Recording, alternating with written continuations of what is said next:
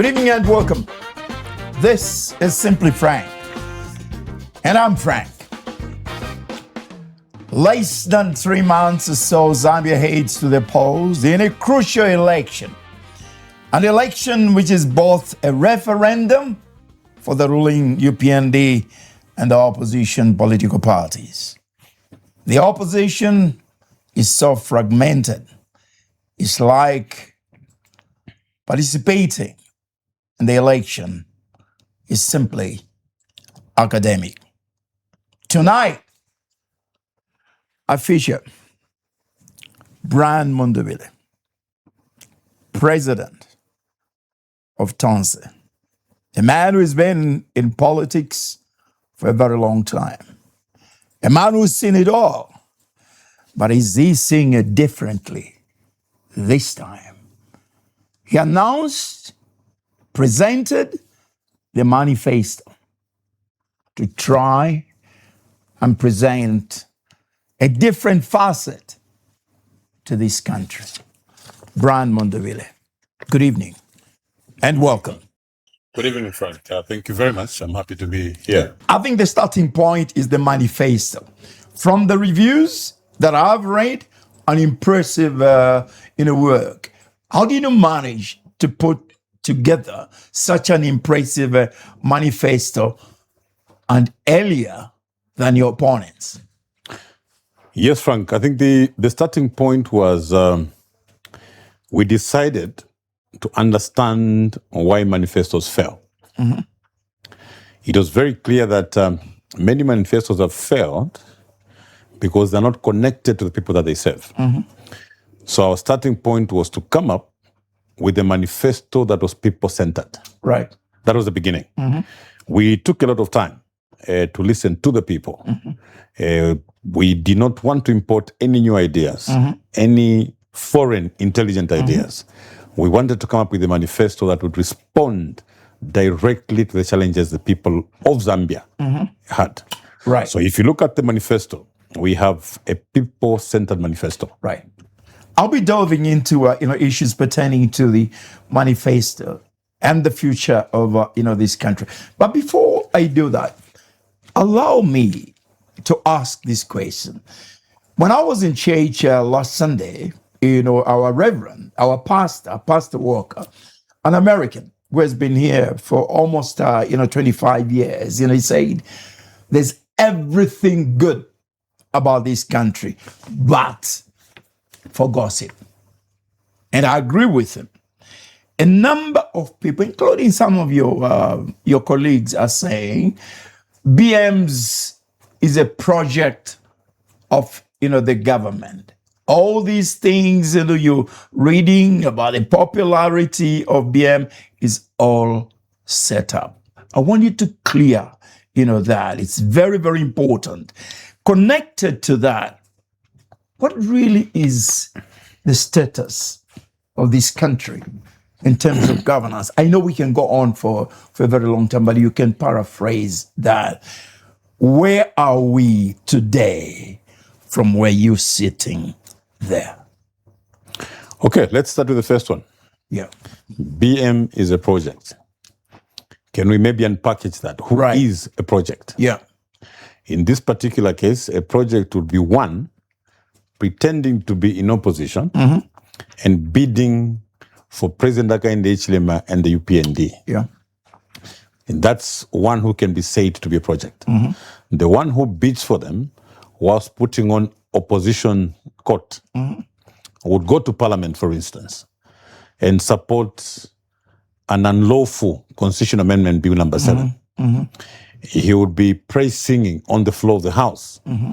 even when the policies that are being promulgated mm-hmm. are not for the people of Zambia. Mm-hmm. Take Brian Mundubile and place him in parliament. Mm-hmm. October or August, September 2021. Mm-hmm. Analyze each and every debate mm-hmm. or the discourse that he tenders on the floor of the House. Mm-hmm. Not once mm-hmm. will you find him praise singing. Mm-hmm. Look at his activities outside parliament. Mm-hmm. The many times that he has had a chance to speak to the nation. Mm-hmm. Not once has he gone to praising President Hakainde Hichilema. So when people come up to say he is a project, it's very important to analyze the number of projects who are in parliament today, some of the leaders who are in projects, their disposition and mind will be poles apart. So clear, there's no truth that I have never been, not once. I am an opposition leader. I've been leader of opposition. I understand my role. My role is to provide checks and balances. But most importantly, the Zambian people elected me to stand and support them. So I have stood very firm on principle. As leader of opposition, maybe coming from a business background, I have seen many other individuals that have fallen prey, to the UPND. They've gone to entice and they've done the same to me, but I've said to them, I said to a number of them, I said, on principle, I can never betray the Zambian people. As if this... My business would rather go down. But I'll stand strong and I'll stand firm for and on behalf of the Zambian people. As if this is not, bad enough, they're even going to the extent of saying, even your arrest, at the airport was all, arranged. Your passport, your phones have been, confiscated. And could you tell the nation what has happened, since then? How compromised can you be, Frank?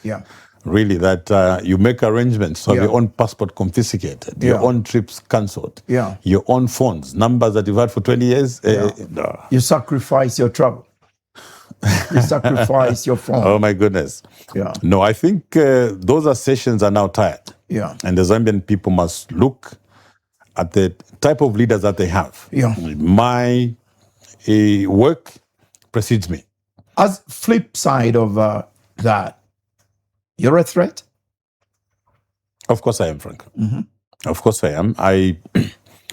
From the time we lost elections, I've been leader of opposition in parliament. And of course, went in there to lead a team of members of parliament in opposition. The late President Edgar Chagwalungu and Central Committee tasked me to ensure that we remained united. And something that I believe as a team we did very well. It was not easy to be in opposition under President Hakainde Hichilema and the UPND, going by the persecution, and many of our friends went down. Many of our friends went to prison, as it were. We remained steadfast. We remained fighting on the floor of the House. And I think it was from there that ideas developed to even go higher.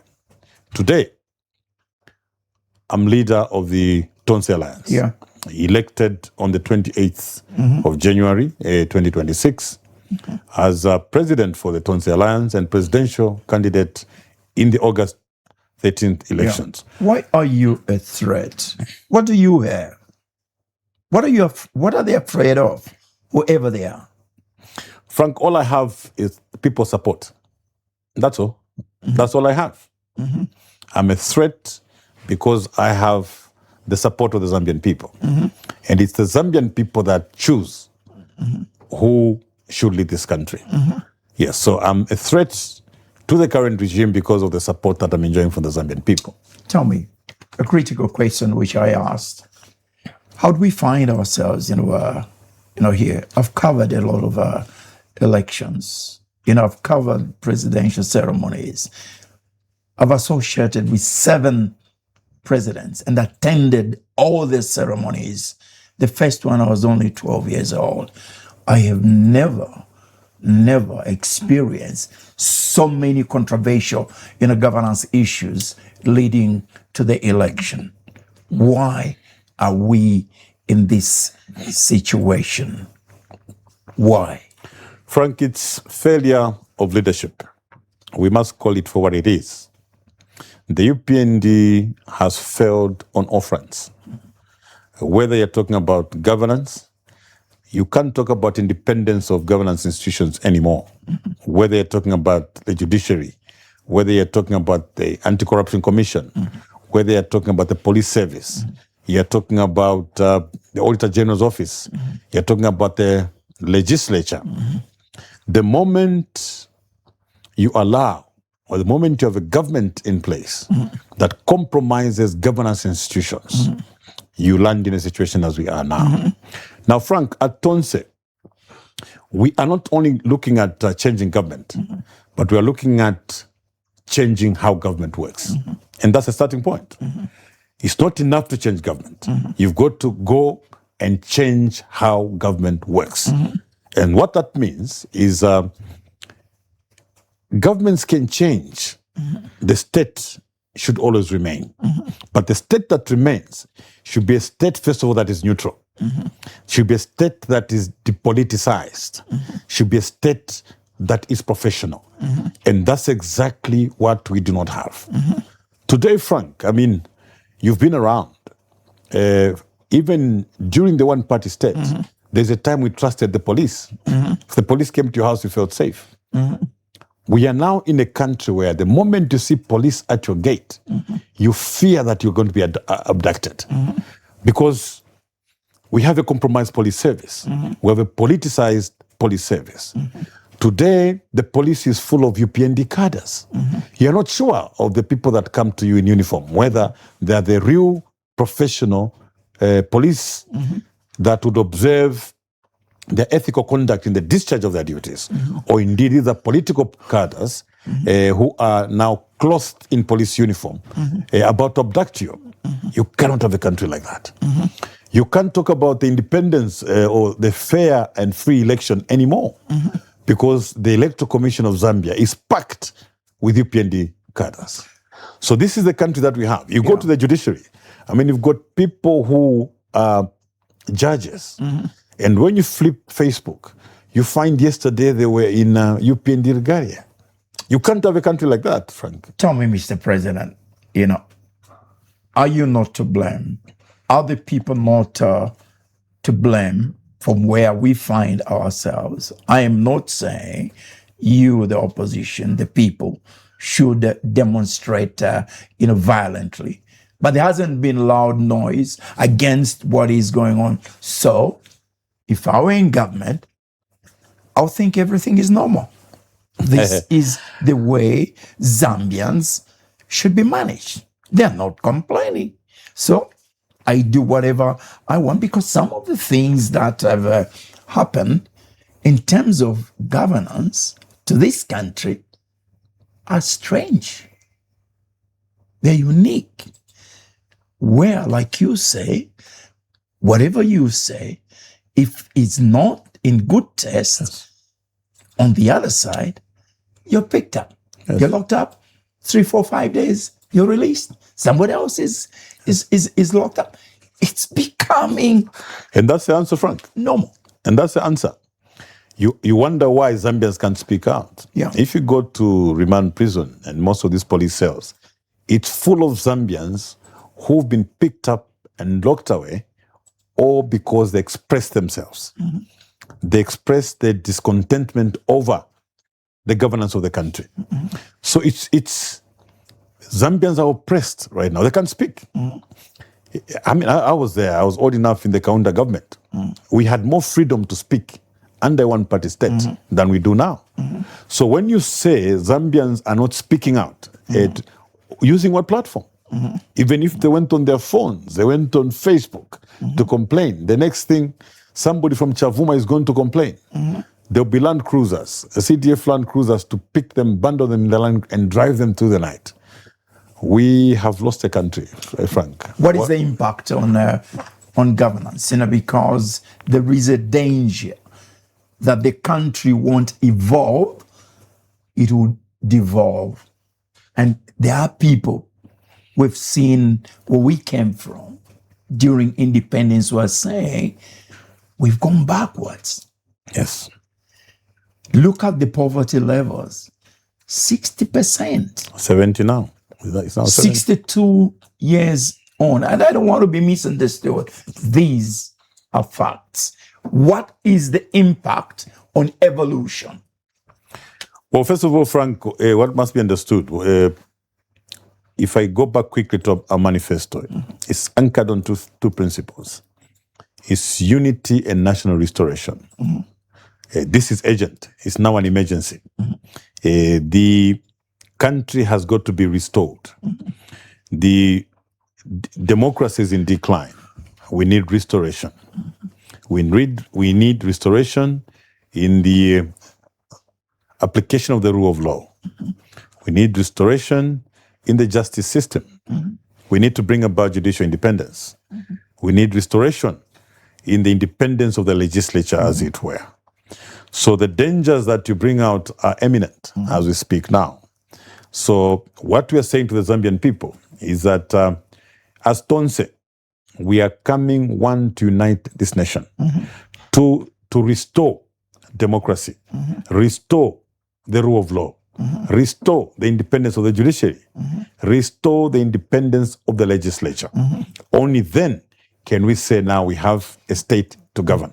Like we said earlier, it will not be enough to change government. We have to proceed and also change how government works. Tell me, your Tonse Alliance, this Pamosi Alliance, it's like one family divided. And there's a fine line in terms of what you're differing against. Why? Why Tonse? Why Pamosi? These are your colleagues. Some of them you sat with them in cabinet meetings and in government. What is so impossible, for Brand to be president of one massive unified opposition party, Maccabi, whatever. What is so difficult? You see, Frank, when you talk about opposition unity, that is something that I think we are doing as Tonse. And we've done a lot, to unite the opposition. What sometimes I find strange is that people feel unity will only be achieved when Brian and Frank come together. Okay? Our position is different.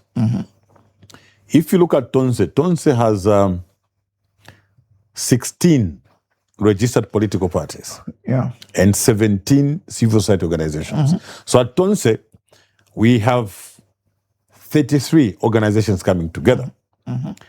So from that angle alone, we have reduced the number of presidential candidates from 16 to 1, maybe from 33 to 1.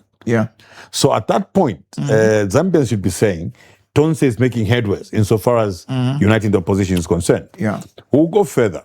There are obviously certain names that you'd want to see in Tonse. It's our belief that they will come to Tonse. Because Tonse is a vehicle that was created by our big brother, the late President Edgar Chagwa Lungu. And I remember when he was briefing us, he said, look, I'll leave you something that will embody all the opposition so that you can begin to work together. Recently, we were honored to receive two very strong politicians in the name of Peter Sinkamba and Mwenya Musenge. We come from the same background. We come from the PF, and we are slowly coming together. So when we talk about unity, we should not only target certain names to come together before we feel unity has been achieved. If you look at the numbers, you look at State Council Chifumu Banda, he's an experienced politician. We are with him. Peter Sinkambas, the Mwenya Musenges, we are with them. Dr. Kafula. So there are many other politicians that we've been able to bring together. If the Tonse initiative was not there, maybe the country would have been planning to have an election with over 50 presidential candidates. It will not be the case because of the efforts that have been made at Tonse. What would ECL have loved if he was alive today? And then the appendix of that question, what is going through you, through the minds of your colleagues, that the man who wanted you to be together is lying there in the morgue? 10 months down the line, 3-4 months before the elections. we'll be moving to the economy. I just want you to thrash out, this issue. Yes, Frank. You remember that it should have been on the 28th of October in 2023, during President Michael Chilufya-Sata's memorial, President Edgar Lungu addressed the nation, and he announced that he was coming back to active politics to do three things. Number one was to fight for democracy to be restored. And number two was to unite the opposition. And number three, he said he was coming back to get back the PF from the hands of the UPND. So if you ask me what you'd have loved to see, going back to the three things that said he wanted, he would have been pushing the agenda of restoration, as is embodied in the Tonse Alliance manifesto, to restore democracy, because that's one of the things that he said. Yes, number two, he was going to continue bidding for unity. And again, when you go to the manifesto, we also are uniting the opposition and uniting the nation, as it were. So, yes, many of us that served under him remember President Edgar Lungu and are saddened, by his death. We have been saddened by his death because he has not yet been put to rest. We haven't put closure to the death of this son of the soil who once served Zambia as president. We have been mourning in silence with the family of President Edgar Lungu. And we continue wondering how President Hakainde Hichilema finds sleep when his brother remains unburied. I wonder whether President Hakainde Hichilema takes time off to just think about what this family has gone through. The widow, the children, the brothers, the sisters. What is it that the family should do for President Hakainde Hichilema to realize that they've been punished enough? Right. Let's move to the economy. It's the economy which is the elephant in the room. When UPND came into power, they promised to resurrect the economy. They are saying, look at the economic indicators. Inflation down. Kwacha, strong. But in terms of cost of living, high. Their defense is wait. It will get better. In your manifesto, you have promised industrialization and job creation, but Zambia's economy remains heavily import dependent. What exactly would you do differently that has not already failed before? And then your thoughts on UPND saying, look at the indicators. They're looking good. We've done well. The date has been, restructured. The investment portfolio has gone up. Zambia is one of the most attractive investment nations. So what is the opposition talking about? What can they do, better? The manifesto is saying we can do much better than you have done. Yes, Frank, what we have today, we have very good songs on economic indicators, databases, debt recycling, and everything else. But what are the lived realities, Frank? You see, the difference with Tonse and the Tonse manifesto is that we are people-centered. At the center of the Tonse manifesto, you're going to find Nakulumutinta Pamakasa, reflecting the lived realities on the ground. So the policies that we come up with should weighted against the impacts on Akulumutinta. And that's the difference. So with our friends, it's more about graphs, statistics, databases. There is no Zambian in the picture. They come up, what we have witnessed is consumption budgets, debt recycling, and many other things of that nature. This country needs transformation, economic transformation. And the strategies around that should be production-led growth strategies. Without creating jobs, Frank, we are wasting our time. Yeah. We can't fight poverty. All these problems that we're facing are that we haven't created jobs.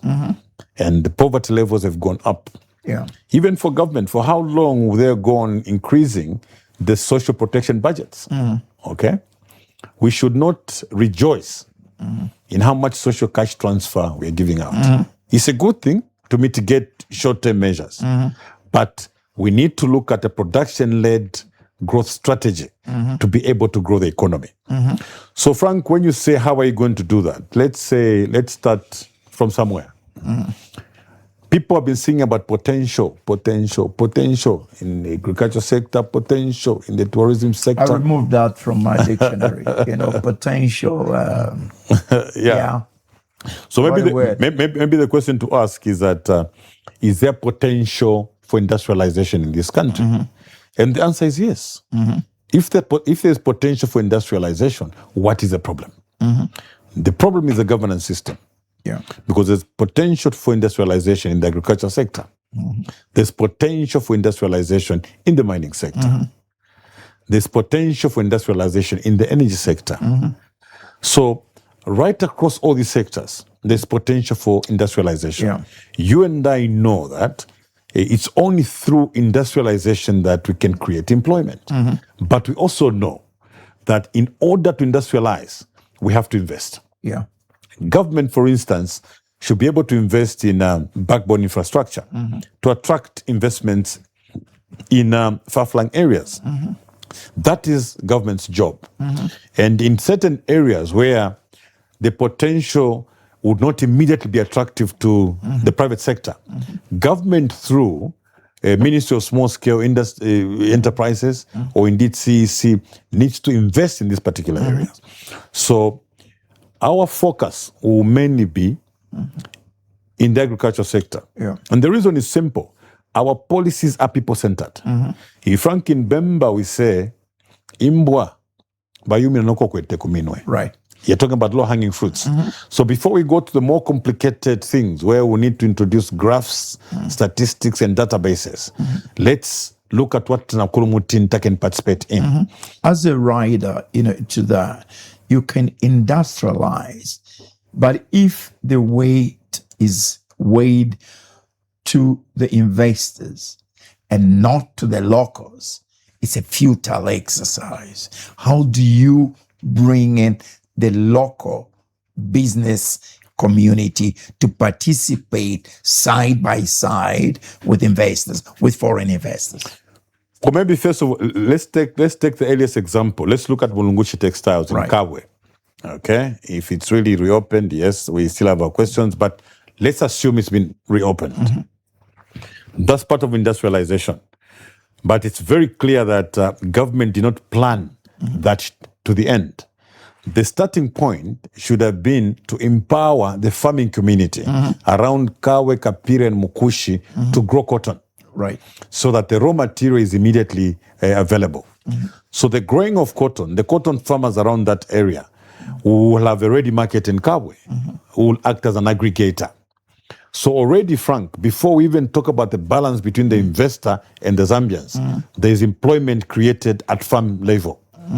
There'll be further employment created in terms of logistics and transport, as it were. And there'll be employment created at the factory itself. Yeah. Now, that is the model that you're going to find in the manifesto. We're going to look at finding a big brother, even in businesses that my friends can relate to on the street. Frank, if you go to Soweto Market today, you're going to find tomatoes in tons, piles, going to West. Yeah. That's the part government is supposed to play to come in. create an aggregator. You as a farmer, growing tomato in your backyard, you should end at growing healthy tomatoes.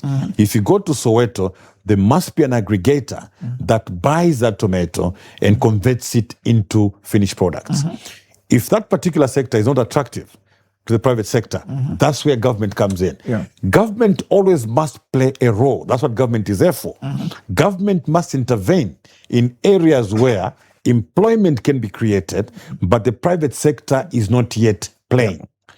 So you have over 500 trucks of frozen chickens that are coming from Brazil to Congo. But at the same time, we have our youths with canters, vans, stuck with chickens at Soweto. That's where government comes in. Government introduces cold rooms, introduces abattoirs for processing and export of these chickens, so that our youths, first of all, have a ready market for. So, Frank, when you look at the backward and forward integration, there are soft solutions to this. Before we even talk about farming blocks, that will be big players in the agriculture sector. There are soft solutions that we can come up with. The most important thing is that you must have a strategy that is people-centered. We are going down all the way to even think about a tomato producer producing 5-6 boxes, because once they're encouraged, a year down the line, they'll be delivering a 30-ton worth of tomatoes. So in terms of industrialization, Frank, yes, the starting point is that the Zambians primarily would benefit from employment. But we're also looking at certain policies from government. For instance, in the mining sector, Frank. In the mining sector, we are going to promote local value chains. These local value chains will come by way of government policy and legislation to guarantee not less than 50% businesses in the mines that should go to Zambian companies. And there will be systems to check that the mines have remained loyal to these particular policies.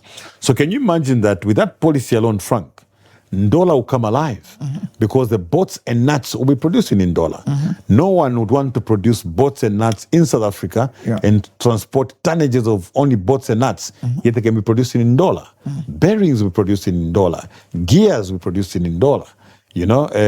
Ball bearings, for the ball mills will be produced in Ndola. So part of industrialization at that level will only come in by government policy. So when we talk about a production-led growth strategy, we are talking about across the sectors to be able to expand and grow and create employment for our people. Tell me, these are good policies. Previous governments have talked about, some of these, but they've failed to implement for a couple of reasons. One, when they get into government, there's inertia, there's corruption, there's greed, there's also capturing.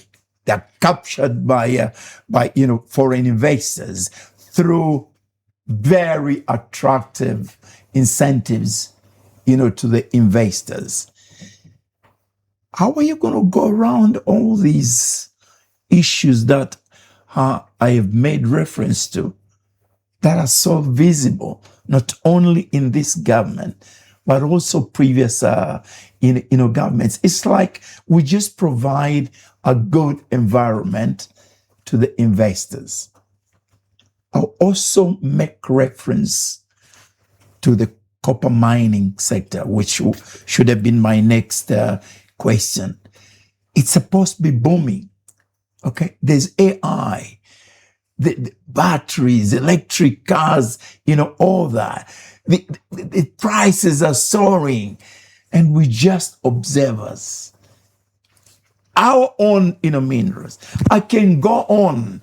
I can talk about Mukula, which was a big issue during your time. It's quiet now, but it's moving out. A few weeks ago, trucks were caught. $49 million worth. What's going on? What are you going to do, differently?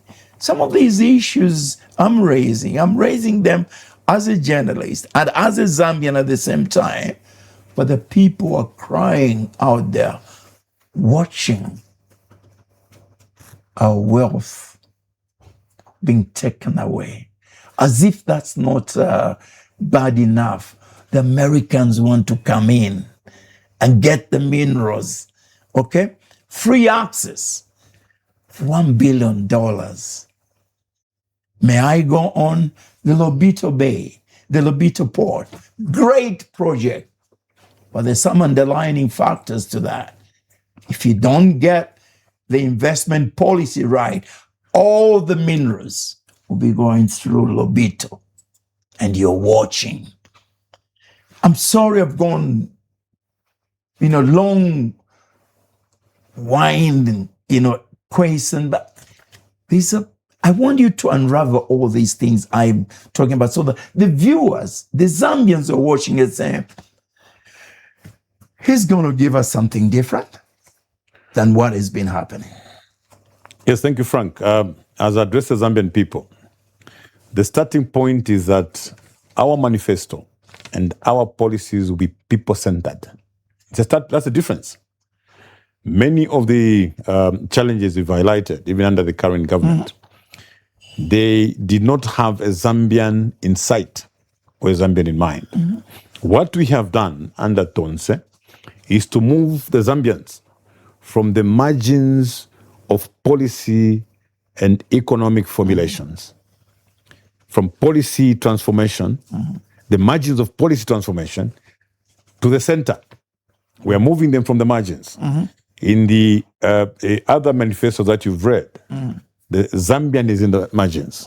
But in the Tonse manifesto, the Zambian is actually at the center of policy formulation and economic transformation, with the youths being in front as the drivers of economic transformation. That is very important, Frank. The first is that there must be the Zambian people. It becomes very easy thereafter to formulate policies with people in mind.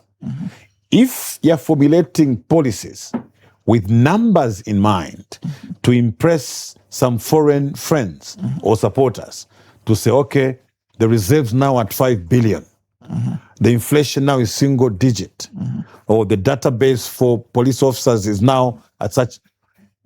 So you really do not have guiding principles. The manifesto, the Tonse manifesto, is actually a social contract with the Zambian people. We are signing a social contract with the Zambian people. And we're saying to you, the Zambian people, you will no longer be at the margins. You will now be at the center of policy formulation and economic transformation, with the youths being the drivers. Now, we also have guiding principles. The guiding principles are: one, hard work. Number two, open government. Number three, a people-centered government. And number three, economic transformation. So this social contract we're signing with the Zambian people will be guided by these principles, as it were. So when you look at all that, you realize that in this particular case, it's the Zambian that we have at the center. If we are deciding, we're making policies in the mining sector, for instance, picked randomly, we've got to think about Nakulumutinta Pamakasa in Chinsali, Frank, where you come from. How will these policies affect that old lady? Who is this old lady? We can envision her on foot with a grandchild on her back, carrying water because there's no water in her area. Nenkuni pamulu because akulia malaita. The policies that we craft, first of all, should end Zambia enough to build water infrastructure. So Nakulumutinta stops carrying water in a bucket. It should be enough to be able to draw power under ZESCO or RIA so that she can drop the firewood and conserve the forest, because then she can switch on that power. And be able to reduce the number of people that are working behind her, generations that are relying on her, because they've gone off to go and get jobs on their own. In terms of human resource, the youths are very important. The world has evolved. I've been in this business for 56 years. If I did not evolve, I would have been irrelevant. The youths, brains are sharp, the young. Are we as a government, this government, are you prepared? Are they being prepared properly? Well, let me rephrase it. How are you going to use the youth to prepare them for this role of developing, the country? What kind of education are you going to provide so that they are effective participants in the development of this country? Because right now, most of them are used as praise singers.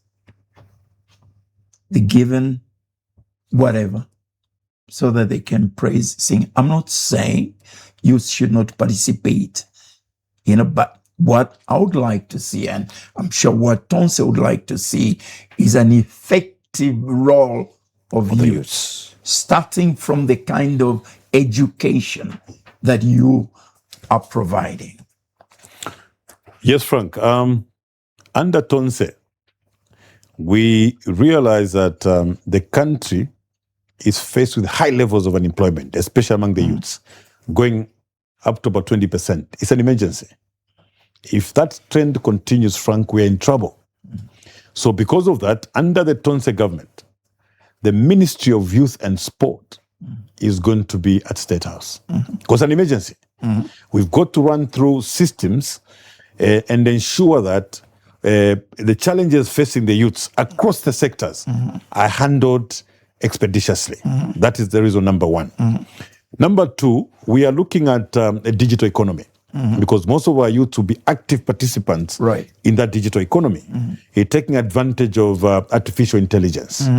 It's going to be an economic sector. We are looking at creative arts as an economic sector. Remember, if you look at the budgets over the past 5 years, you will agree with me that sectors like creative arts are at the margins of the policy formation. We are bringing them to the center. This is an economic sector where our youths in the film industry, in the music industry, and performing arts, and many others, we ensure that they are able to live off their talents and their skills. And that the local content, the content creation on Facebook should also be monetized so that our young people can be compensated financially for what they have. We would engage governments and other institutions across the borders to ensure that they get a fair share for their... So we have it worked out for the youths. Now, Frank, when you look at the youths, you remember that sometimes when I'm out of this studio, they also call me the biggie. Okay? The youths come to me and say, biggie is a biggie. The principle we have there is that as big brother, we are not telling the youths what they should do. We look at them as partners and we're saying to them, what can we do in this particular area? They're the ones who are coming up with the answers in areas of creative arts, in areas of the digital economy, and many other sectors. So the youths will be the key drivers of this economic transformation. And we start by appointing them to key positions in government. And secondly, placing the Ministry of Youth under State House so that the youth programs are accelerated, as it were. My director is saying, we got about 10 minutes. So my God, time, moves very fast, but we have to allocate 1 or 2 minutes to corruption. The country is being consumed by corruption. Some donors have pulled out the aid because of corruption. How are you going to it's become endemic. It's endemic. It's an emergency, Frank. To start with, you can't fight corruption without independent institutions to fight corruption. By its very nature, to be able to fight corruption, first of all, you've got to know that even your own office, the next person next to you could be corrupt. You've got to provide institutions that can fight corruption independently. So the starting point is to make the Anti-Corruption Commission independent, starting from appointments, appointing the commissioners, appointing the Director General. The setup as it is now is that the President appoints both of them, and the two of them report. So the DG does not have anything to do with the board, for instance. You can fight corruption. We have had cases of ministers now where the DG has to write an apologetic letter to a minister seeking permission to prosecute. How are you going to fight corruption? That's the reason why, Frank, for the past 2 years, there's been 10 names of ministers at the Anti-Corruption Commission. And nothing has happened until, there's been some revelation. There's even a letter the DG is writing to the Minister of Home Affairs seeking for permission for further prosecution. How can you fight corruption with that? Yeah. Frank, you know very well that the FIC reports between 2021 and 2026 are reporting $10 billion of illicit financial flows. Yeah. Now, you've got to change your spectacle, Frank. In Tonse, we are looking at corruption, the corruption for what it is. Yeah. Whether it involves 1 kwacha, 2 kwacha, it's corruption. But will not tolerate the Anti-Corruption Commission ignoring and avoiding cases of corruption, the corruption that has taken this country down. We will instruct the Anti-Corruption Commission because firstly, they will be reporting to Parliament. Yeah. The report goes to the President on the same day that Parliament receives a report from Anti-Corruption Commission. That's part of the independence of the Anti-Corruption Commission. I was going to deal with individual sectors of governance, but because of time, I want to put them in the same pot. Maybe I just finish one point on corruption. Please go ahead. Yeah. The biggest challenge, Frank, with corruption today is that we have narrowed the definition of corruption. Corruption in the understanding of the Zambian people. 2 houses Boma Nusambo has, in Obama, and some flats in Ibexu, and a few Land Cruisers and so on. But that's not really the corruption that takes countries down. The corruption that we want to fight aggressively is that corruption where a minister withdraws a case involving $2.5 billion that was illegally repatriated from this country by a mining house without any explanation. The corruption where $1 billion in tax liability is forgiven without any explanation by a minister, and he asks them to pay $23 million. That is a corruption that we have to, because if you look at the quantum, you can put all these flats together in Ibexu and say, okay, what's the value? 100 million kwacha. 100 million kwacha is how much? Or it's $5 million. But there's $1 billion worth of corruption that nobody's talking about. There is $2.5 billion that nobody's talking about. And yet the SEC is busy chasing after this petty corruption. Under Tonse will make the anti-corruption independent, firstly. Tell me, this is a critical, question. We're coming towards the end of the program. When you get into government, you need an effective, non-political, civil service. People are saying most of the public sectors have been compromised. My God, are you going to uproot everybody to ensure that your policies are implemented? The starting point, Frank, is, and this is a promise to the Zambian people. Remember, our manifesto is a social contract. In the civil service, it will be a merit-based recruitment process. Number one, we get into government, depoliticize the civil service. And number two, ensure that it is professional. The Zambia under Tonse will not be a Zambia where opportunities will only be reserved to the privileged few. In my government, you do not have to be connected to get employed, because it will be a merit-based recruitment process. Even if you are Nakulu Mutinta's grandson who qualifies to be in a certain position, you will be given that position. But as government, we'll also be very quick to ensure that we do not violate the Constitution. Article 259 is very clear.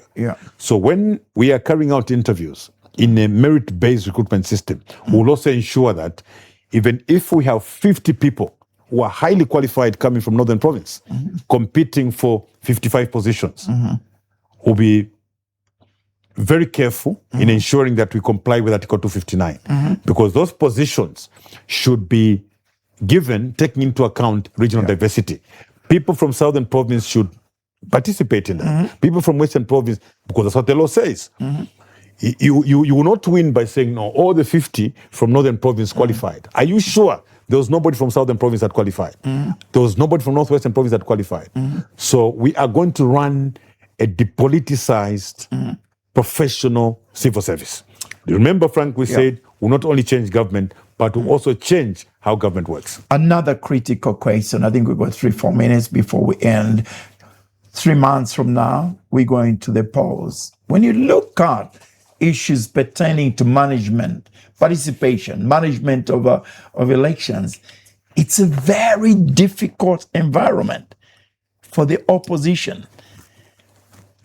What guarantee do you have that you can put up in a good fight? It's like in football, you know, the referee is an active player, linesman, everybody. How do you win how do you win the game? Well, first of all, Frank, I want to say this to the Zambian people. The will of the Zambian people prevail in this election. I'll repeat that. Mm-hmm. The will of the Zambian people will prevail in this election. Mm-hmm. The Zambian people have suffered, Frank. Mm-hmm. We are aware about the Mingalatos, the placing certain individuals, but the will of the Zambian people prevail. Mm-hmm. The Zambians are saying it's enough of division in the country, enough of tribalism, enough of regionalism, enough of persecution, enough of oppression. And because of that, it does not matter how many Mingalatos they want to play. The will of the Zambian people will prevail, because many Zambians I've interacted with cannot imagine going on another 5 years like this. And because of that, they'll wake up in their numbers to go and vote amidst Mingalatos. They will brave the Mingalatos, wake up in their numbers to go and vote. And that's the reason, Frank, we are objecting to some of the proposals in the electoral process bill, where maybe the 4,000 police officers that have been taken for training should be there to disperse people from the polling stations. We want to encourage the Zambian people, when you cast your vote, you must be at the polling station to protect your vote. Tommy, you've got 2 minutes to address, the Zambian people.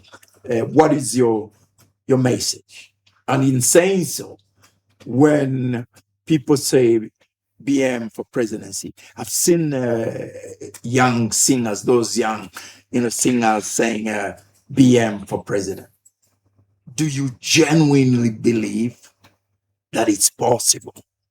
It can be realized. So in your submission, also respond to that. Yes, Frank, I genuinely believe so. This is a message coming from the Zambian people. Like I said earlier when you asked what made me believe or what made me think I was fit for the job, is the support from the Zambian people. And the support from the Zambian people, the same Zambian people that we have now signed a social contract with.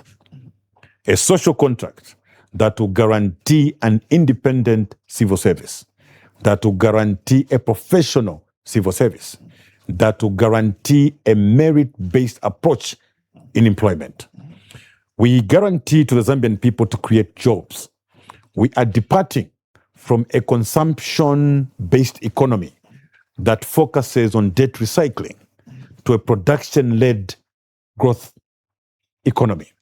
An economy where Zambians will move from the margins of policy transformation to the center of economic transformation, as it were. And this led by the youths, our youths to be in the forefront of this economic transformation. And this is the trust that we want to get from the Zambian people. We promise to unite the nation because our manifesto is anchored on 2 principles, unity and restoration. We want to unite Zambia so that the one Zambia, one nation motto is realized. Many Zambians, including those that are coming from other regions, which may be favored today, are saying, can we please unite? Because they can't stand the type of Zambia where an average Zambian is overly conscious about their ethnicity. They cannot stand that. So what we have is unity and restoration, where Zambians should be able to move freely.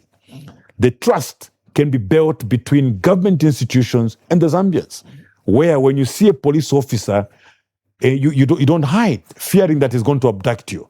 When you see a police officer, you must feel safe.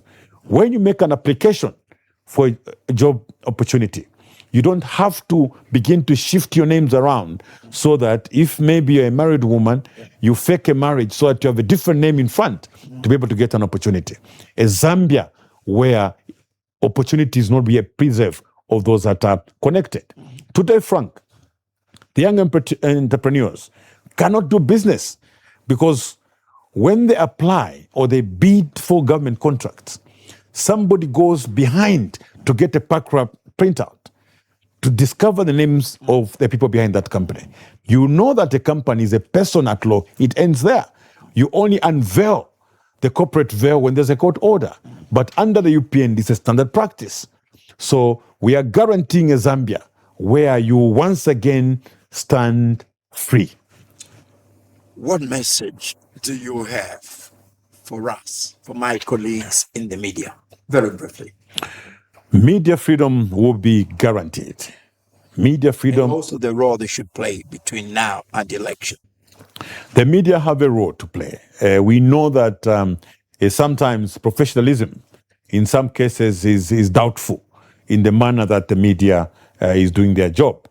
My encouragement to the media is that they must discharge their functions with diligence and excellence, being the fourth estate.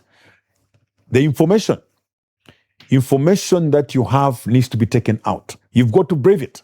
I've seen a number of journalists, taken to their feet amidst violence. Is something that we never saw in the past. But today, journalists are not safe. You are not safe, Frank, for asking difficult questions that may seem to be criticized in the current government. You are in danger. You're in danger. Even men in uniform pretending to be police can abduct you. You've got to be very careful even after this interview. I've got to be careful even after this interview. That's the Zambia that we have. But my encouragement to the media is that your time of redemption is coming, where you'll be able to operate freely. You'll be able to question government. The manifesto that the has produced and launched, take it and study it. That is our commitment. It's our social contract to the Zambian people. So we want to answer questions from there. We want to commit ourselves further using that social contract that we have. As we wind up, and me being a son of a reverend, and you being a very staunch, Christian, when we leave this studio very shortly, and outside, you meet my Savior, your Savior, Jesus Christ. What discussion would you have with him? What would you be telling him about yourself, about the country? What? Well, I'll say this to my God, first of all, that he must enter the hearts of the Zambian people so that we get back to where we started from, where we lived as one people, where we trusted one another, where we had empathy, we had compassion. I'll tell the Lord Jesus Christ that the Zambia we live in now is not a country that one will be proud of, where a woman can be stoned to death by her fellow women and people are celebrating. People are killed at polling stations, for instance, not because they did anything or because they held a dissenting view. There are some of our brothers who are in prison today because of holding dissenting views. So I'll say to him, God, enter people's hearts, starting with the leaders. Can we set the tone? Can our leaders set the tone so that love must descend from the top coming downwards? The leaders always set the tone, Frank. What you do as a leader, what is reflected at the bottom actually comes from the top. If you have love from the top, you're going to have love right at the bottom. So the starting point is, can you enter our hearts, starting from the top, so that love can lead? Brian Mundubile. Thank you very much. Thank you. Thank you. God bless you. God bless you too. Thank you. My guest on Simply Frank, Brian Mundubile, President, Tonse Alliance. It's all said. This country goes to the polls in 3 months. You've got an amazing power as a people, the right to decide the fate of this country. This has been Simply Frank. Was it that simple? You judge. I'm Frank. Good night.